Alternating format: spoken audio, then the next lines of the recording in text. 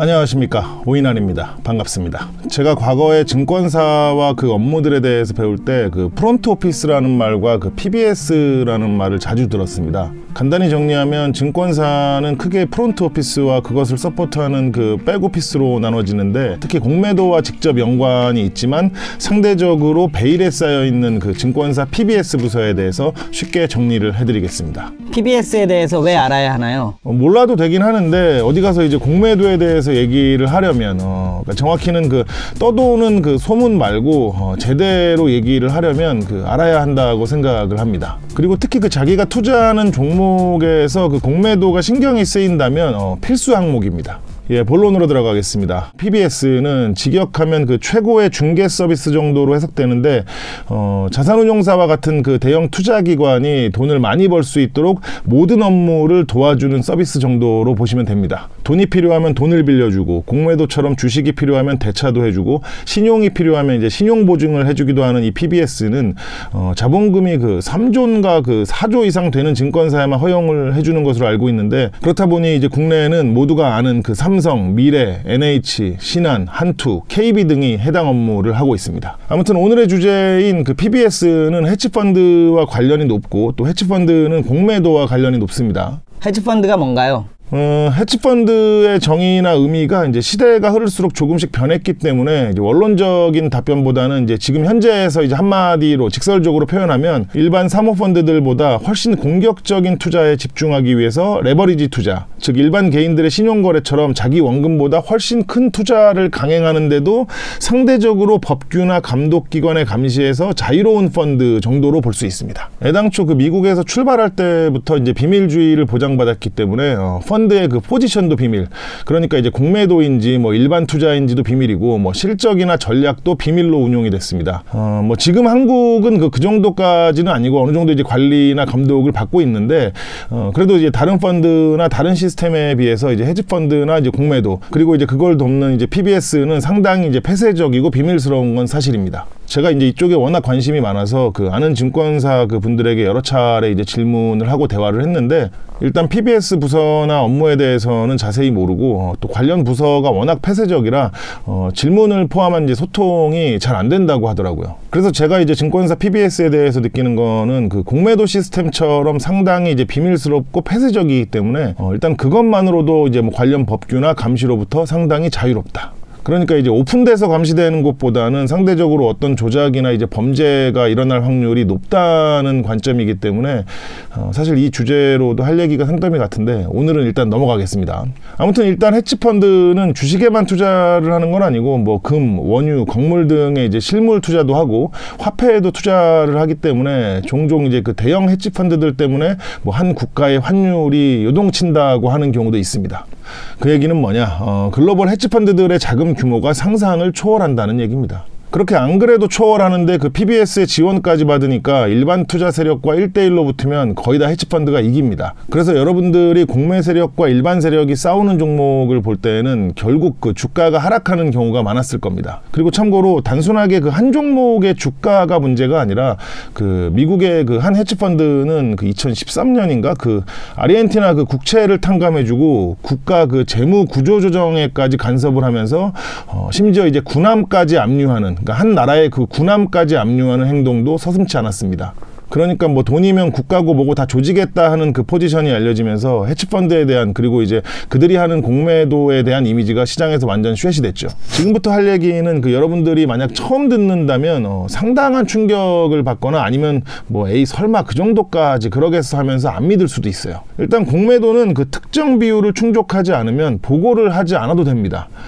이게 무슨 얘기냐면 원래 그 공매도의 그 기본 룰은 오늘 공매도를 때리면 3거래일 안에 보고를 해야 되고 그 보고 수량만큼 공매 잔고가 증가해야 되는데 어떤 경우에는 이제 보고를 안 해도 되는 경우가 있다는 거예요. 뭐야, 여기서부터 벌써 못 믿겠는데? 아무리 그래도 다 법이 있고 룰이 있는 국가에서 어떻게 그래요? 어떻게 그럴 수 있을까요? 그것은 이제 바로 법과 룰 자체가 그들을 도울 수 있도록 그렇게 되어 있으니까요. 여기서 잠깐 그 관련 영상을 보시겠습니다. 여러분들이 가끔 어떤 종목의 공매 잔고를 보시면 신규 공매도가 한 주가 나왔는데 잔고는 막 만주, 2만주가 늘어나고, 어떤 경우는 오랜 기간 동안 신규 공매도가 한 주도 없었는데 공매 잔고가 대량으로 늘어나는 경우를 보셨을 겁니다. 이게 왜 그러냐면 현재 그 국내 공매도 시스템은 상당히 그 폐쇄적이고 대단히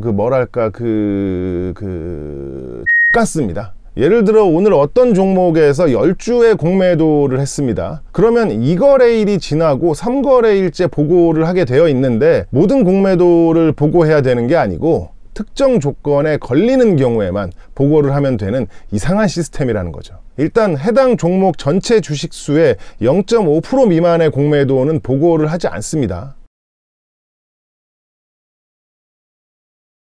그리고 이게 끝이 아닙니다. 공매도 주체가 A라는 주식 100주를 매수하고 대차로 100주를 빌려온 상태라고 가정을 한번 해보겠습니다.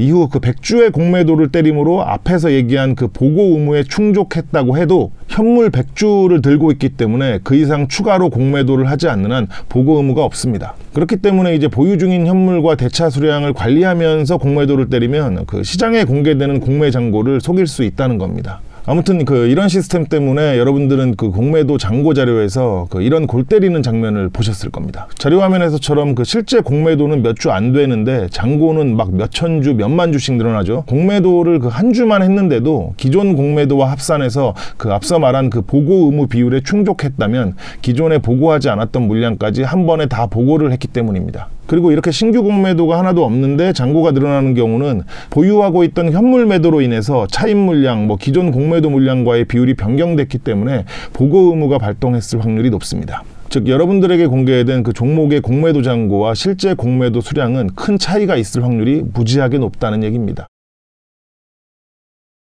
외국 헤지펀드들은 외국 증권사나 투자은행의 PBS를 통해서 원하는 한국 종목의 공매도 주문을 합니다. 그런데 우리나라는 차입 공매도만 합법이기 때문에 주식을 빌려오는 대차를 해야 됩니다. 대차는 실제로 현물 주식이 있는 개인 또는 법인에게서 빌려오는 건데, 문제는 이제 외국 증권사나 투자은행들이 자기 자본으로 보유한 한국 주식이 아주 미미하다는 겁니다. 그나마 있는 것도 삼성전자 같은 대형주들이라 코스닥 중소형주들은 한 주도 없는 경우가 태반이죠. 그럼 주문을 받은 외국 증권사나 투자은행의 PBS는 스왑 계약을 맺은 한국 증권사 PBS를 통해 외국 헤지펀드가 요청한 공매도 수량만큼의 주식을 대차해옵니다. 간단히 정리하면 외국 헤지펀드가 외국 증권사 PBS를 통해 LB의 공매도 10만 주를 주문하게 되면 해당 외국 증권사 PBS는 국내 증권사 PBS에게 10만 주를 대차해와서 공매도를 실행합니다. 이 과정에서 이제 국내 증권사는 보통 자기 자본으로 매수해서 보유하고 있던 LB의 주식을 빌려주기도 하고,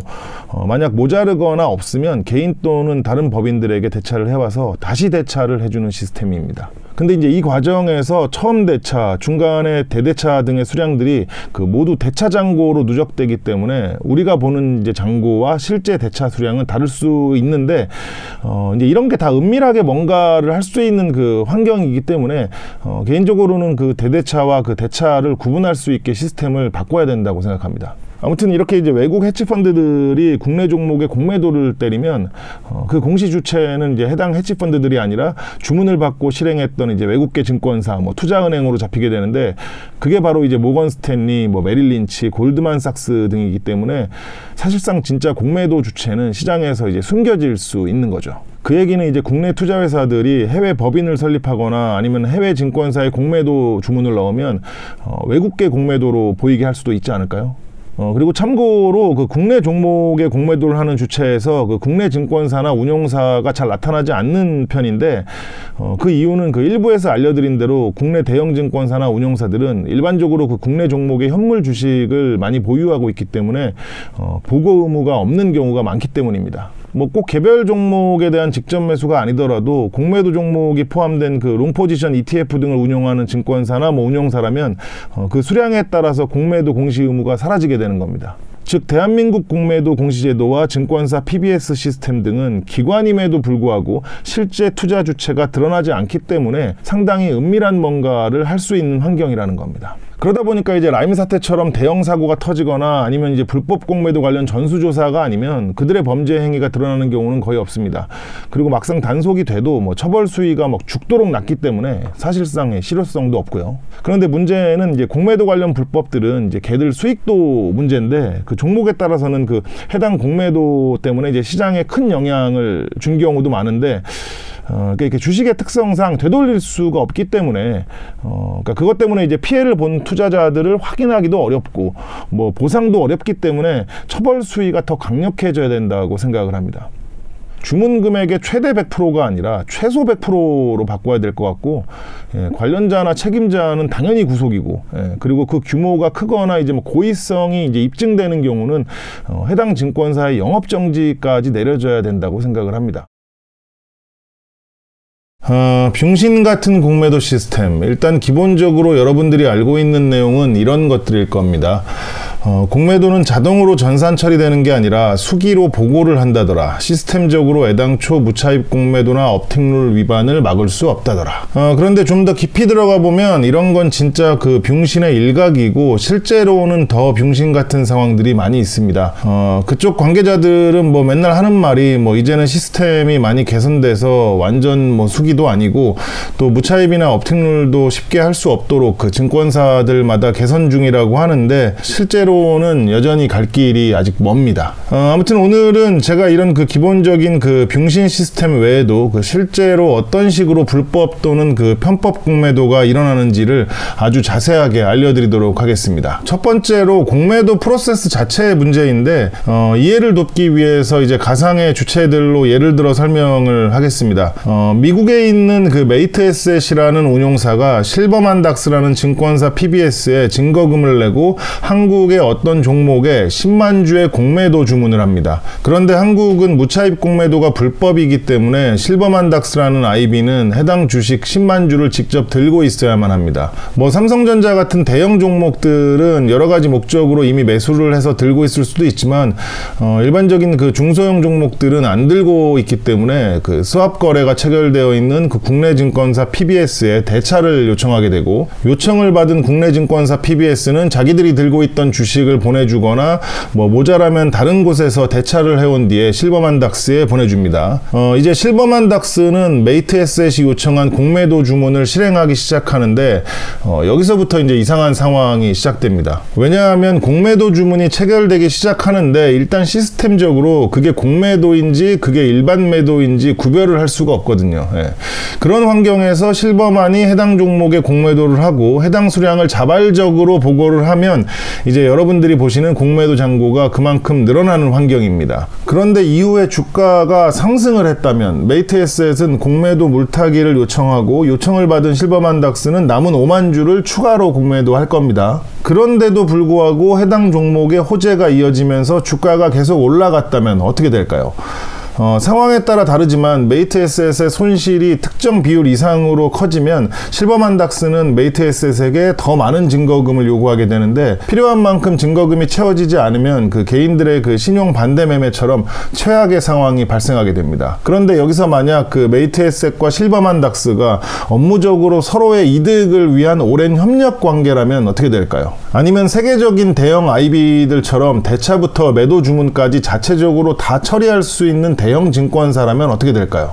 당연히 지들끼리 이제 쿵짝쿵짝 비트를 타겠죠. 한국은 이제 불법을 저질렀을 때 실보다 득이 큰 경우가 많으니까요. 아무튼 그 메이트에셋은 실버만닥스와 함께 그 해당 주가를 찍어 눌러서 추가 상승을 막기로 합니다. 뭐 처음에는 합법적으로 뭐 한국 증권사 PBS에서 추가 대차도 해오고 했는데 이게 이제 늘어날수록 이자도 커지고, 그리고 특정 상황에 따라서는 그 원하는 수량만큼 대차를 하지 못하는 경우도 있습니다. 그렇게 되면 대차 이자는 또 올라가고, 만약 주가까지 추가 상승을 하면 최악이 되기 때문에 메이트에셋은 그냥 일단 냅다 매도를 때리기로 결정합니다. 대차해온 주식도 없고 현물 주식도 없는데 전산상으로 그냥 매도 5만 주를 때려 넣는 거죠.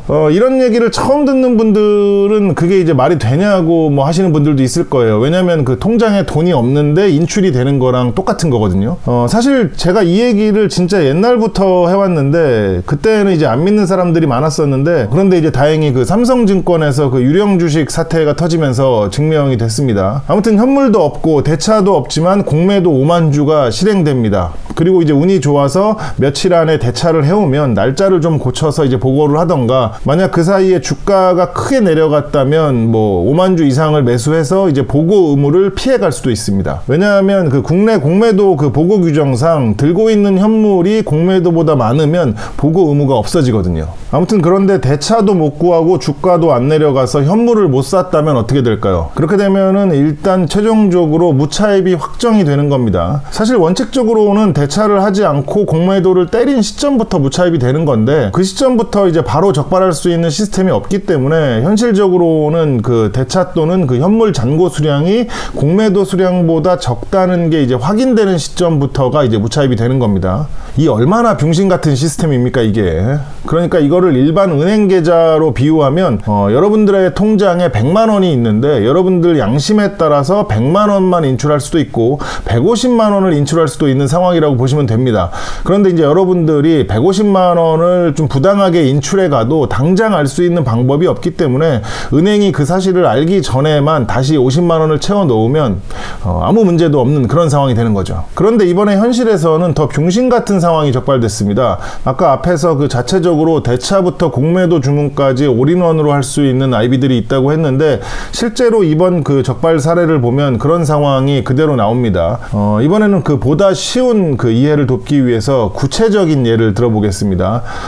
데릴린치라는 증권사의 A부서에서는 한국한신증권 PBS로부터 대차해온 RB 주식 100만 주가 있습니다. 그리고 데릴린치의 공매도를 담당하는 부서에서는 A부서의 RB 주식 100만 주 중 25만 주를 다시 대차해서 평균 3만 원에 RB에 대한 공매도를 때립니다. 그런데 이후 RB의 주가는 4만 원이 넘어가는 상황이 되니까 데릴 공매도 부서에서는 그 공매도 물타기도 할 겸 뭐 주가 상승도 저지할 겸 A부서에서 50만 주의 추가 대차를 한 뒤에 그대로 공매도를 때려버립니다. 이렇게 총 75만 주를 쏟아 부었음에도 불구하고 RB에서 진행 중인 FDA 일정이 정상적으로 진행되는 바람에 주가가 5만 원을 넘어가는 일이 벌어졌습니다. 그래서 데릴린치에서는 긴급회의를 통해서 분석을 했고, 그 분석 결과 지금 이 주가에서 RB의 상승을 저지하려면 추가로 50만 주의 매도가 필요하다는 결론이 나옵니다. 그런데 문제는 A부서에서 빌려올 수 있는 주식이 이제 25만 주밖에 안 된다는 겁니다. 그래서 데릴린치에서는 그 A부서에 남아있는 RB 주식 25만 주를 공매부서로 대차를 해주긴 하지만 대차를 해준 내용을 기록하지 않기로 서로 이제 똥구멍을 맞춥니다. 그렇게 되면 이제 공매부서에는 25만 주의 대차 주식이 들어왔지만 A부서는 그 빌려줬다는 기록을 누락시켰기 때문에 그대로 25만 주가 남아있는 병신 같은 상황이 되는 거죠. 그렇게 이 미친놈들은 RB에 대한 부정적인 가짜뉴스와 함께 공매도 25만 주의 유령 현물 주식 25만 주를 더해 총 50만 주의 매도 폭탄을 쏟아내고 주가를 급락시킵니다. 결국 시장에서는 이제 투매까지 쏟아지면서 주가는 다시 4만 원이 깨졌는데, 데릴린치에서는 이제 현물 주식을 매수해서 뒤늦게 이제 수량을 맞춰놓거나 상황이 여의치 않으면 이제 배를 째고 그냥 지나가다가 이번처럼 적발이 되는 겁니다. 이번에 적발된 곳이 홍콩 소재 IB라고 하는데, 뭐 걔들이 실제 주체일 수도 있고 아니면 다른 운용사로부터 의뢰를 받은 IB일 수도 있습니다. 이건 또 무슨 말이냐고 할 수도 있는데, 영상 초반 예제에 등장했던 메이트에셋 같은 운용사처럼 실제 매도 주체들은 그 공매도 주문을 실행해주는 증권사 뒤에 숨겨지기 때문에 누가 때렸는지 그 주체를 정확히 알 수 없다는 겁니다. 예를 들어 이제 국내 증권사를 통해 공매도를 때린 주체가 해외나 국내의 다른 IB일 수도 있고, 아니면 그 IB의 주문을 신청한 또 다른 운용사나 증권사일 수도 있다는 얘기입니다. 이걸 좀 다르게 적용하면 특수한 경우, 그러니까 이제 한국의 어떤 주체가 자신들을 숨기고 싶다면 이렇게 해외로 주문을 돌려서 공매도를 때리면 전부 외국 공매도로 잡히게 되고 절대로 노출이 안 된다는 겁니다. 그렇게 이런 병신 같은 시스템을 아주 잘만 이용하면 한 종목을 그 박스권에 가두고 현물로는 그 올려서 먹고 공매도로는 내려서 먹고를 반복할 수 있는 그 완전한 그 안전한 양빵 전략이 가능하게 되는 겁니다. 최근 뉴스를 보면 불법 공매도의 한 사례가 추가로 이제 공개됐습니다. 모르시는 분들을 위해서 간단히 설명을 할 텐데 쉬운 이해를 위해서 그 소설 주식작전의 모든 것에 나오는 기관들로 설명을 하겠습니다. 한국에 이제 레몬 자산운용사가 있습니다. 그 레몬 자산운용사가 한신증권, 한신증권 PBS를 통해서 A라는 종목에 30만 주의 공매도 주문을 합니다. 그럼 한신증권은 A라는 종목 현물 30만 주를 들고 있거나 아니면 그 어디서 대차를 해와야 되니까 준비하는데 시간이 좀 걸립니다. 그런데 이제 레몬 자산운용사에서는 당장 A 종목의 주가 상승을 막아야 되기 때문에 일단 매도부터 해주면 자기들이 나중에 사서 갚거나 대차를 해오겠다고 요청을 하는 상황입니다. 저희 지금 급해서 그래요. 오늘 당장 상승 막아야 되는데 기존 대차는 이미 다 쓴 상황이라 수수료 1% 더 올려드릴 테니까 부탁 좀 드릴게. 응? 그럽시다. 그럼 뭐 어차피 3일 안에 정산하면 되니까 대신 이제 문제 생기면 안 되니까 최대한 빨리 결제해 주세요. 그런데 이게 얼마나 병신 같은 상황이냐면요. 자, 봐봐요. 공매도는 주가가 하락하면 수익이 나고 상승하면 손실이 나는 건데 대차 없이 전산상으로 일단 공매도를 때려서 주가를 하락시키고 하락한 주가에서 현물을 사서 갚는 게 이게 말이 되냐고요. 물론 이제 공매도라고 해서 뭐 맨날 수익만 나는 건 아닌데 앞에 예제처럼 그 수익이 문제가 아니라 주가 상승을 막는 목적으로도 사용을 하기 때문에 상당히 심각한 문제라는 겁니다. 공매도 애들이 수익 내려는 이유 말고 상승을 막는 거에 왜 그런 불법까지 저지르나요? 뭐 가장 급한 경우는 뭐 마진콜을 피해야 되는 상황일 거고 뭐 일반적인 그 공매도 주가 조작에서는 상승 트리거가 될 만한 타이밍이 예상될 때 그걸 이제 상쇄시키려고 하는 거죠. 호재가 발표되거나 했을 때 초반 상승을 제압해버리면 그 연속적인 매수세가 줄어들 수밖에 없고 또 공매도가 강력해서 주가를 하락까지 시켜버린다면 그 오히려 단타들 투매가 나오기 때문에 상승 호재를 그 완벽하게 날려버릴 수 있거든요. 그런데 마진콜은 뭔데 가장 급한 거예요? 마진콜을 좀 쉽게 설명하면 여러분들이 이제 주담대출을 받거나 신용거래로 주식을 샀는데 주가가 하락해서 이제 증거금이 부족하면 강제로 이제 반대매매 당하고 그래서 막 주식 털리고 그러잖아요. 근데 이제 공매도도 최소한의 증거금을 유지해야 되는데 주가가 올라서 손실이 커지다 보면 증거금이 이제 부족해지는 상황이 오겠죠. 그럼 그때 이제 증거금을 더 채워 넣어라. 안 채우면 손실 주식들 그대로 다 정리해서 돈 가져간다 하는 게 마진콜입니다. 구체적으로 예를 들면 그 어떤 종목의 주가가 5만 원이 이제 넘어가면 마진콜을 받는 상황인데 마진콜을 당하면 손실 규모에 따라서는 이제 해당 투자가 전액 손실로 끝날 수도 있는 거라 뭐 이제 걔네들 입장에서는 그런 상황만큼은 꼭 막아야 되거든요. 예. 그러니 얼마나 급하겠어요. 뭐 무차입이고 불법이고 하나도 안 중요하죠. 예. 여차하면 다 날아가는데 최악을 피하기 위해서 방법만 있다면 뭐 불법도 저지르는 거고 그리고 아시다시피 그 우리나라 증권 시스템은 안 걸릴 확률이 높은 데다 만약 걸려도 뭐 처벌보다 그 득이 큰 경우가 많으니까 그냥 이제 냅다 불법을 저지르면서 이제 급한 상황을 막는 겁니다. 아무튼 이번에 적발된 사례를 보면 실제로 그 의뢰받은 증권사는 수수료도 더 받을 수 있고 어차피 이제 종종 해왔던 거라 그냥 일상처럼 이제 하다가 재수없게 걸린 겁니다. 예. 제가 볼 때는 내부자 제보로 걸린 게 아니라면 뭐 항상 하던 대로 이제 무차입 때리고 나중에 구해서 갚으려고 했는데 뭐 3거래일 안에 이제 주식을 못 구했거나 뭐 또 그리고 이제 3거래일 넘어가도 이래저래 날짜 고쳐서 조작하면 되는데 이제 어떤 이유로 이제 주식을 못 구해서 이제 시간 끌다가 걸렸거나 아니면은 이제 처리되지 않은 그 기존에 그 너무 많은 불법들이 쌓여 있다 보니까 관리를 제대로 못 했는데 하필 이제 그런 타이밍에 이제 뭐 특별 조사가 있어서 걸렸거나 했을 겁니다. 그런데 저는 여기서 이런 생각이 듭니다. 분명히 이제 국내 증권사도 이런 불법이 없지는 않을 텐데 이번에 그 외국계 증권사 2개가 이렇게 대대적으로 걸렸으니까 현재 이제 국내 증권사들에 대해서 동시에 수사를 진행하고 있는 게 아니라면 오히려 이제 국내 증권사들에게는 기존 불법을 청산하고 정리하게 만드는 기회로 작용되지 않을까 하는 생각이 듭니다. 그렇게 이제 불법 증거들을 미리 다 정리해버리면 뭐 그 뒤에 수사가 들어가도 국내 증권사들은 안 걸리고 지나가는 거고 그러다 이제 세상이 또 잠잠해지면 다시 또 반복. 그런데 지금 우리나라는 이런 이제 상승을 막는 그러니까 뭐 주가를 하락시켜서 청산을 해서 돈을 버는 그 불법 공매도 말고 상승을 막는 그 형태의 불법들에 대해서는 아니 얘네들이 뭐 크게 이득을 본 게 없기 때문에 뭐 수사 대상 자체가 아니다라고 이제 그런 입장을 밝히고 있습니다. 그런데 이것도 얼마나 병신 같은 거냐면 내가 누군가를 예를 들어서 때렸어요. 누군가를 때렸는데 그 때리는 것으로 인해서 내가 얻은 이득이 없으면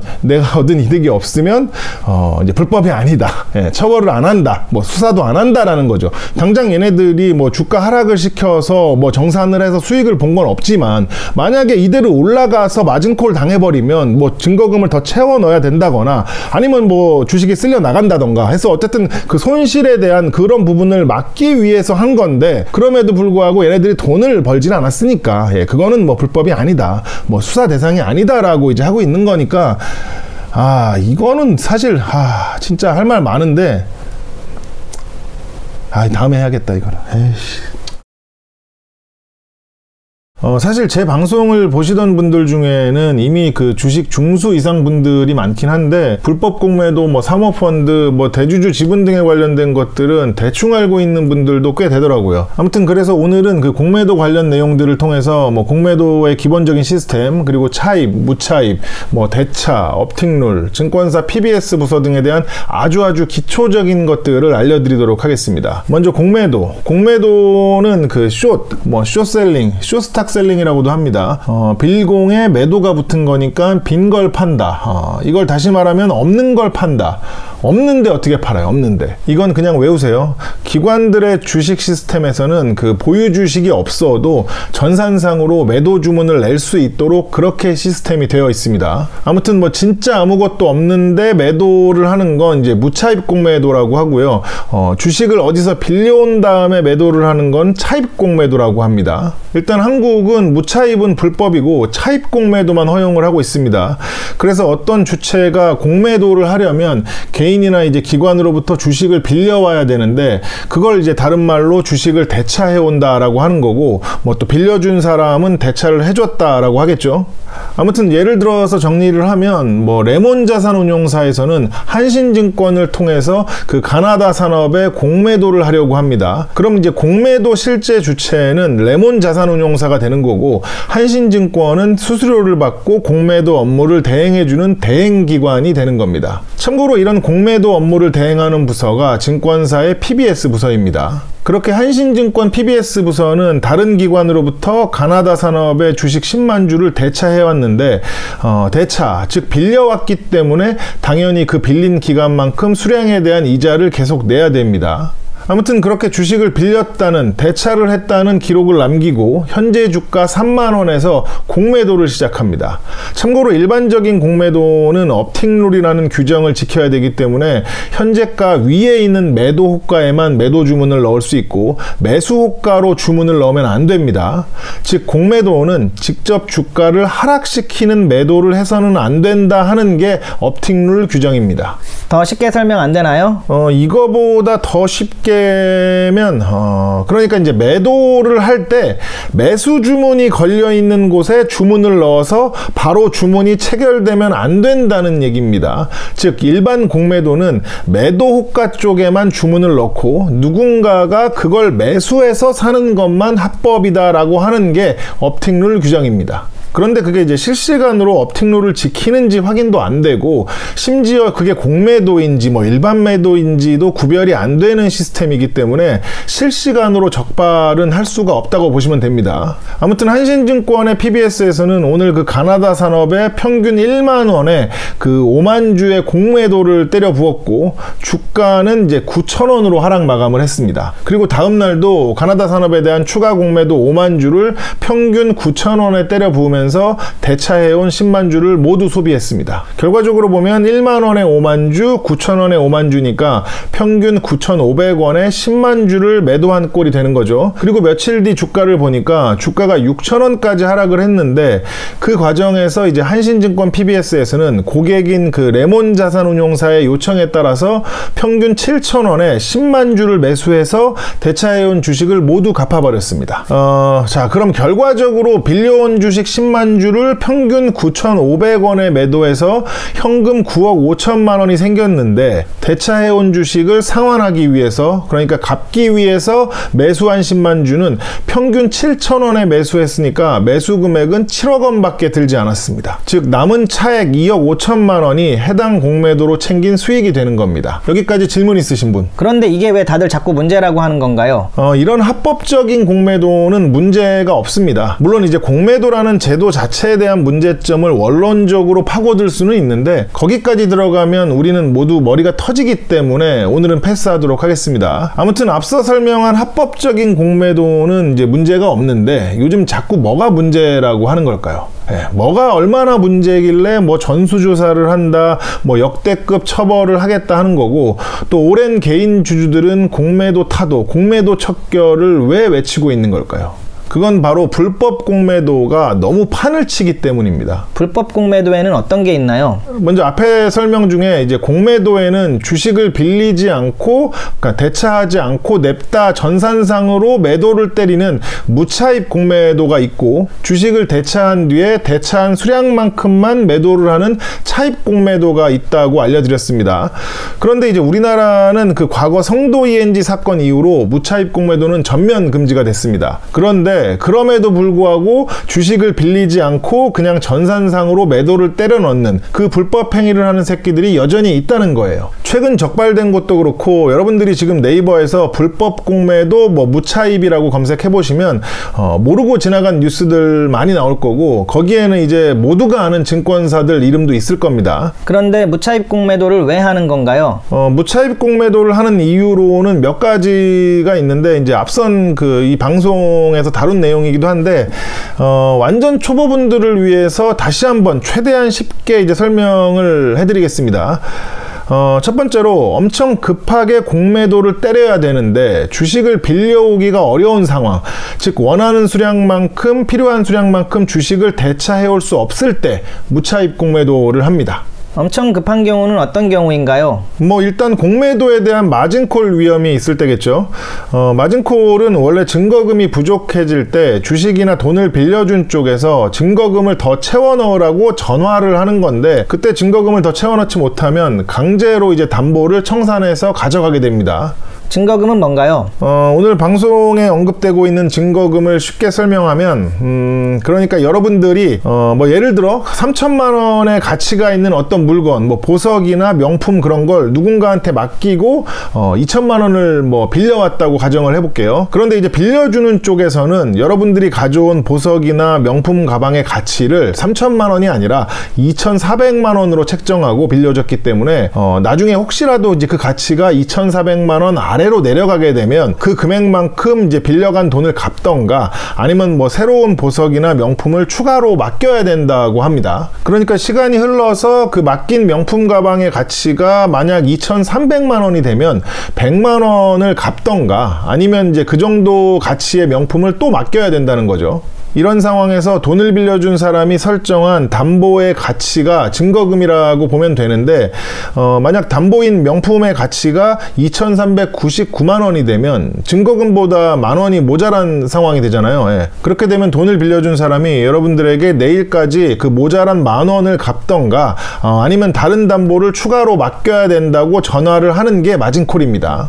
그런데 만약에 여러분들이 마진콜을 받고도 돈을 갚지 못하거나 새 담보도 못 주면, 이제 여러분들이 기존에 맡긴 가방을 예를 들어서 2,200만 원에 팔아버리고 이자랑 원금을 제한 나머지 이제 100 몇십만 원을 여러분들에게 돌려주고 거래를 이제 강제로 끝내는 겁니다. 그래서 이런 거를 주식에서는 반대 매매를 당했네, 강제 청산, 강제 매도를 당했네 하는 겁니다. 이거를 그 공매도 마진콜에 적용을 해보겠습니다. 한신증권 PBS 부서가 다른 곳으로부터 가나다 산업 주식 10만 주를 빌려올 때는 증거금이 필요합니다. 즉 한신증권 PBS 부서가 해당 거래에 사용하는 계좌에는 현금이나 다른 주식이 이제 담보가 되어 증거금으로 잡히게 되는 겁니다. 그런데 만약 그 가나다 산업의 주가가 호재로 급등을 하더니 15,000원이 됐다고 가정을 해보겠습니다. 그렇게 되면 평균 9,500원에 공매도한 주식 10만 주를 15,000원에 사서 갚아야 하니까 얼마가 손해죠? 우리가 하는 그 일반 매매로 생각을 하면 주당 15,000원에 매수한 종목이 9,500원이 된 거니까 대충 뭐 55억이 이제 손실이 난 겁니다. 그런데 만약 이런 상황에서 해당 공매도 거래에 대한 마진콜 기준이 손실률로 이제 환산을 했을 때 뭐 마이너스 70억이라면 주가가 이제 16,500원이 넘어가는 시점부터는 이제 증거금을 더 채워 넣거나 아니면 일부 수량을 손실인 채로 매수해서 정산을 해야 되는 거죠. 그런데 문제는 한두 번 채워 넣거나 손실 정산을 한다고 완전히 해결되는 게 아닌 게 주가가 만약 계속 상승을 하면 그만큼 계속 증거금을 늘리거나 손실 정산을 해야 되기 때문에 상당히 이제 심각한 상황이 되는 겁니다. 그래서 레몬자산운용사에서는 긴급 회의를 했는데 현재 주가 15,000원 기준으로 이제 공매도를 30만 주를 더 쏟아 부으면 이제 상승을 크게 저지할 수 있다는 이제 그런 결론에 도달했습니다. 그런데 또 다른 문제가 있는 게 지금 그 시장에서 구할 수 있는 가나다 산업의 대차 주식이 아무리 긁어 모아도 뭐 10만 주밖에 안 되고 심지어 이제 이자도 더 올라가 있는 그런 상황입니다. 이런 경우에 공매도 주체들은 이제 무차입 공매도의 유혹에 빠지게 되고 또 대행을 하는 증권사도 그 대량의 공매도 수수료 유혹에 빠지게 되기 때문에 여차하면 이제 불법을 저지르게 되는 겁니다. 이걸 한마디로 정리하면 급하게 공매도를 때려야 되는데 대차가 안 되니까 또는 이자가 너무 비싸니까 냅다 불법으로 무차입 공매도를 때리는 겁니다. 그리고 두 번째로는 업팅룰을 위반하는 그 불법 공매도가 있습니다. 아까 앞에서 얘기했듯이 일반 공매도는 업팅룰 규정 때문에 매수 호가에 매도를 때리면 안 된다고 했는데 계속 얘기하는 거지만 시스템적으로 막혀 있는 게 아니고 그 양심에 맡기는 거기 때문에 그냥 이제 매도를 해도 뭐 어쩔 수 없습니다. 그러다 보니까 이제 진짜 뭐 실수로 주문이 돼서 체결이 되는 경우도 있지만 적발된 사례들을 보면 이제 고의로 주가를 하락시키기 위해서 냅다 쏟아붓는 불법 공매도도 있다는 겁니다. 여기까지 질문 있으신 분? 혹시 질문이 있으신 분들은 댓글로 달아주시면 제가 그 뭐 최대한 답변을 달아드리거나 또 뭐 좀 공식적으로 다룰 만한 내용이면 방송에서 다루도록 하겠습니다.